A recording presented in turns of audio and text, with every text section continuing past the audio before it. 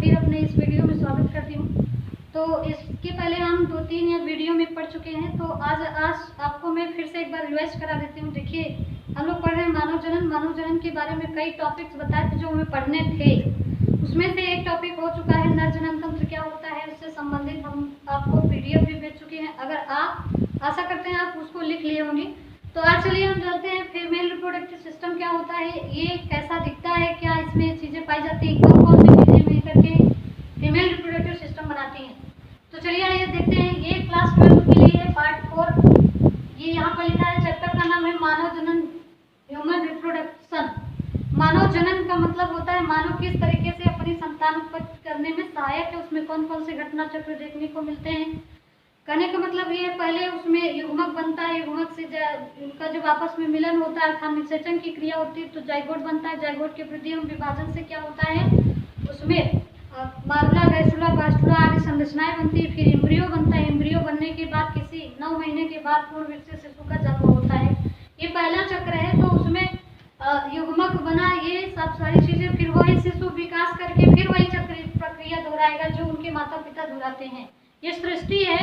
जन्म का तात्पर्य यही है कि अपनी संतति को निरंतर बनाए रखें ताकि आने वाले समय में उनकी जाति इस पृथ्वी पर दिखाई दे। अगर ऐसा ना हो, मानव जन्म ना करे, तो क्या मानव की आने वाले समय में क्या मानव दिखाई देगा? नहीं दिखाई देगा। एक मानव आता है, इस पृथ्वी पर रहता है, संतान उत्पत्ति करता है, फिर उसके बाद उसका अंत हो जाता है, तो दूसरा उसका जो बेटा होता है या जो संतान होता है वो अपना प्रक्रिया वही करता है। तो सबके जीवन में वही प्रक्रिया होती है जो मानव किसी एक विशेष मानव के साथ होता है। तो आइए हम इस मादा जनन तंत्र के बारे में बात करते हैं। तो देखिए, मादा जनन तंत्र जो होता है, अंडाशय, अंडवाहिनी, गर्भाशय, योनि और स्तन ग्रंथियां आदि मिलकर के मादा जनन तंत्र का निर्माण करती हैं।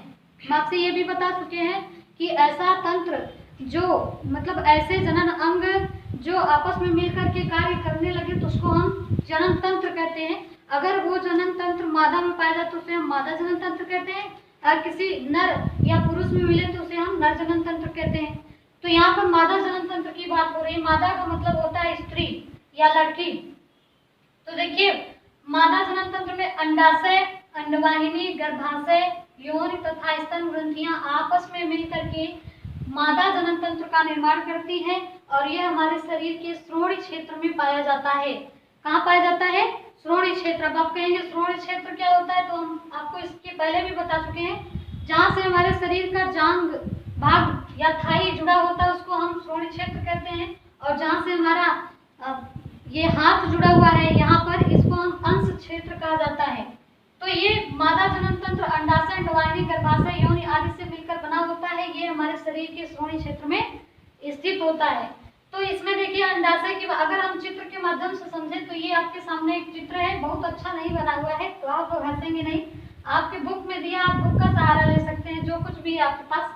तो हम यहाँ पर देखिए एक चित्र बनाया गया है। आप जब इसको देखेंगे तो एक जैसे गुब्बारा है, अगर गुब्बारा को हम चारों तरफ से देखें तो गोल सा दिखता है। अब इस पे हम गुब्बारा बनाएंगे तो कैसे दिखेगा? गोल ही दिखेगा। अब इसमें इसको काट करके लॉन्गिट्यूडिनल बनाया गया, जैसे कोई संरचना है उसको ऐसे खाड़ी काट करके इस चित्र में बनाया गया है ना। तो यहाँ पर देखिए, यहाँ लिखा है मादा जनन तंत्र। तो मादा जनन तंत्र के मुख्य 5 भाग होते हैं, यहाँ पर लिखा है। उसमें से देखिए, सबसे पहले हम नीचे से अगर स्टार्ट करें तो एक मादा जनन तंत्र में या फीमेल रिप्रोडक्टिव सिस्टम में एक छिद्र नुमा संरचना होती है, उसको हम योनि कहते हैं। और योनि आगे चल करके एक विशेष संरचना बनाती है जिसको हम सर्विक्स कहते हैं। अगर ये और ये सेम संरचना होती तो इसमें अंतर ही क्या होता, इसलिए ये आगे चल करके कुछ विशेष संरचना बनाती है, इसको हम सर्विक्स कहते हैं। फिर अगर हम आगे चले तो ये जो सर्विक्स भाग है एक बड़े गुहा में खुलता है, आगे की ओर एक बड़े कैविटी गुहा में खुलता है जिसको हम गर्भाशय कहते हैं। क्या कहते हैं? गर्भाशय। गर्भाशय को बच्चेदानी भी कहा जाता है। इसमें शिशु का विकास होता है। किसका विकास होता है? शिशु का, या इसे हम शिशुधानी भी कह सकते हैं सामान्य भाषा में। अब गर्भाशय जो होता है वो बड़ी गुहा टाइप का होता है, उसकी 3 परतें होती हैं। कितनी परतें होती हैं? 3। इसमें देख रहे हैं सबसे बाहर वाली परत, ये जो सबसे बाहर वाली परत है उसको हम पेरीमेट्रियम कहते हैं। उसके बीच वाली परत को हम क्या कहते हैं? मायोमेट्रियम। और अंदर वाली परत को हम क्या कहते हैं? इंडोमेट्रियम कहते हैं। तो एग्जाम में आपकी किताब के क्वेश्चन में ये दिया गया है 60 निम्नलिखित पर संक्षिप्त टिप्पणी लिखिए। उसमें दिया है पेरीमेट्रियम, इंडोमेट्रियम और मायोमेट्रियम, फिब्री। तो ये सब तब समझ पाएंगे जब आप उसको अच्छे से पढ़ेंगे। यहाँ से देखिए, गर्भाशय जो होता है उसकी 3 परतें होती हैं, पेरीमेट्रियम, मायोमेट्रियम, एंडोमेट्रियम। पेरीमेट्रियम क्या है? सबसे बाहरी भाग है, मायोमेट्रियम बीच वाला भाग है, और एंडोमेट्रियम सबसे अंदर वाला भाग होता है। जो एंडोमेट्रियम भाग होता है यही आवर्त चक्र के दौरान फट जाता है। फटने के बाद ये और अंडाणु आपस में ब्लड के साथ बाहर निकलने लगते हैं। इसको हम क्या कहते हैं? आर्तव चक्र कहते हैं। तो यहाँ तक समझ में आया। यौन फिक्स सर्विक्स, फिर एक बड़ा सा गुहा जो गर्भाशय कहलाया, इसको हम शिशुधानी या बच्चेदानी भी कहते हैं। इसमें किसी पूर्ण विकसित शिशु का विकास होता है। अगर आगे चलेंगे तो ये आगे 2 शाखाओं में, जैसे देखना है 2 शाखाओं में बढ़ जाती है, एक लेफ्ट और एक राइट, 2 भागों में बढ़ जाता है, जिसको हम क्या कहते हैं? अंडवाहिनी। अगर हम इधर का समझेंगे, इधर का, तो सेम इधर भी होता है। तो यहाँ पर चलिए देखते हैं। ये आगे चल करके एक नलिका, एक लंबी नलिका बना लेती है, जिसको हम अंडवाहिनी कहते हैं। क्या कहते हैं? अंडवाहिनी। अंडवाहिनी जो होता है इसके कई नाम हैं, 3 या 4 नाम हैं। अंडवाहिनी को निषेचन नलिका भी कहते हैं। क्यों कहते हैं? क्योंकि यहाँ पर निषेचन की क्रिया होती है, अर्थात अंडाणु और शुक्राणु जब आपस में मिलते हैं तो ये कहाँ मिलते हैं? अंडवाहिनी में। और यहीं पर किसका निर्माण होता है? युग्मनज अर्थात जाइगोट का निर्माण होता है। इसलिए इसे हम क्या कहते हैं? निषेचन नलिका भी कहते हैं। मानव में पूछा जाता है, मानव में निषेचन की क्रिया कहाँ होती है? तो फैलोपियन ट्यूब अर्थात निषेचन नलिका में होती है।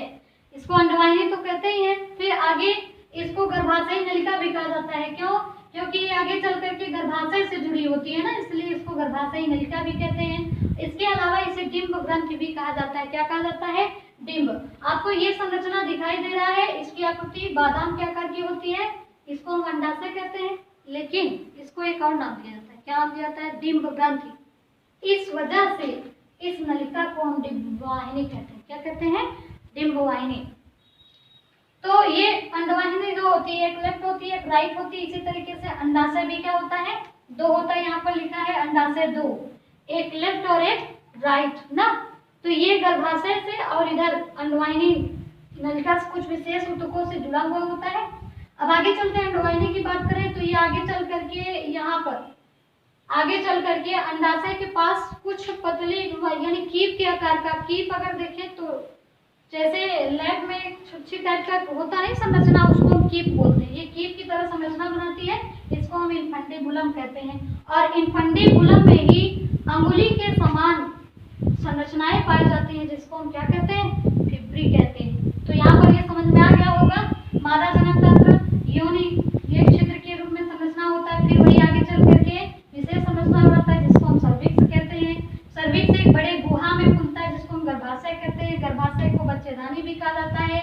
इसमें शिशु का विकास होता है। गर्भाशय 3 परतों से मिलकर बना होता है, पेरीमेट्रियम, मायोमेट्रियम और इंडोमेट्रियम। तो उसके बाद ये गर्भाशय आगे चल करके 2 शाखाओं में विभक्त हो जाता है, जिसको हम अंडवाहिनी कहते हैं। और अंडवाहिनी लेफ्ट राइट इनकी संख्या कितनी होती है? 2। इसको और नाम से भी जाना जाता है, निषेचन नलिका और गर्भाशयी नलिका, अंडवाहिनी और डिंबवाहिनी। फिर यही अंडवाहिनी आगे चल करके इधर इसे संरचना बनाती है कीप के आकार का, जिसे हम इन्फंडिबुलम कहते हैं। इन्फंडिबुलम में ये अंगुली के समान संरचनाएं होती हैं, जिसको हम फिब्री कहते हैं। और इधर इसके इधर साइड में ये क्या है? अंडाशय है। अंडाशय से क्या होता है? अंडाणु का निर्माण होता है। अंडाणु का निर्माण होने के बाद यहाँ से अंडाणु मोचित हुआ, ये आगे आकर यहाँ हुआ, फिर यहाँ से आते आते यहाँ पर पहुंचा। अब इधर से शुक्राणु आता है, तो यहाँ पर दोनों आपस में दोनों का फ्यूजन होता है, फिर जाइगोट बनता है। जाइगोट बनने के बाद सारी प्रक्रिया हो जाएगी, फिर ये आकर के गर्भाशय की आंतरिक भित्ति में ऐसे स्थापित हो जाता है। फिर 9 महीने के बाद इसी में शिशु का विकास होने के बाद किसी पूर्ण विकसित शिशु का जन्म होता है। तो इसको हमारा बताने का मतलब या बताना तब सार्थक होगा जब आप इसको अपने कॉपी में लिख कर उसे अच्छे से याद कर लेंगे, और इसको हम आपको PDF के रूप में दे देंगे। तो आज के लिए इतना ही। चलिए आगे जो भी होगा हम आगे बताएंगे।